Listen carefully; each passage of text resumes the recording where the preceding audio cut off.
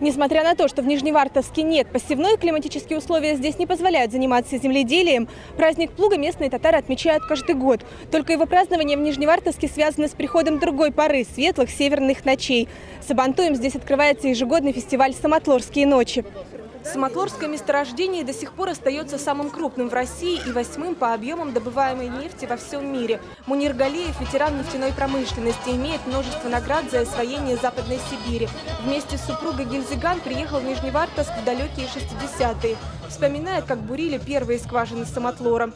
Первые скважины, которые мы разбурили, поставили фонтанные арматуры.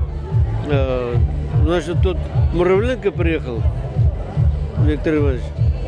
Он был здесь хозяином этого месторождения. И откройте задвижки. Задвижки открыли. Шум, таким шумом идет.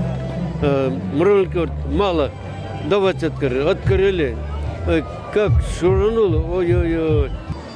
Династию нефтяников продолжили дети и внуки. Сегодня с супругой вспоминают, как нелегко было обживать суровый север. 9 градусов мороз, и балок, списанный балках жили первое время. Болото везде. Вот. Так и жили. Сотни и даже тысячи нижневартовцев заполонили праздничный Майдан. Сабантуй здесь интернациональный праздник. В этом году День плуга в Нижневартовске отмечают 35-й раз. Эту традицию заложили нефтяники из Татарстана, приехавшие осваивать северный край. 35 лет тому назад мы начали на этом пятачке собираться соплеменники, земляки.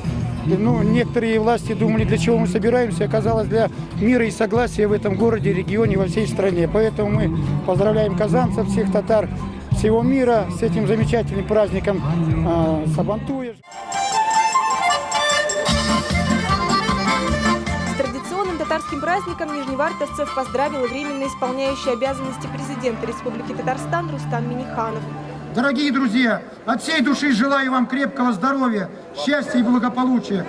Выступления артистов со всего Ханты-Мансийского округа, народные забавы, среди которых лазание по столбу, где есть свои герои. Вячеслав Галеев 8-й год срывает со столба петуха.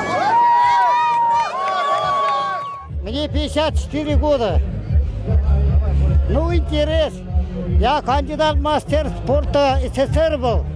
В Волгоградской области 2 года по боксу детка. Барбек-Эреш – неизменный атрибут Сабантуя. Победителю в абсолютном весе в подарок баран, а другим участникам праздника – ценные призы. София Хайруллина, Рамиль Нигматуллин, ТНВ, Нижневартовск.